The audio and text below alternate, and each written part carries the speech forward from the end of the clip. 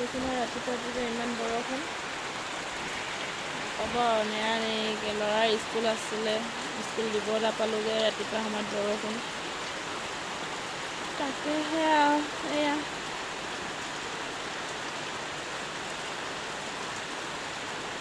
বৰষুণে মাথা বেয়া কৰি দিছে আৰু।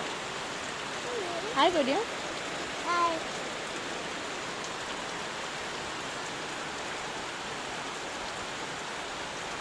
অৱশ্যে ভালো লাগে বৰষুণ বতৰত শুই থাকিবলৈ এনেদৰে।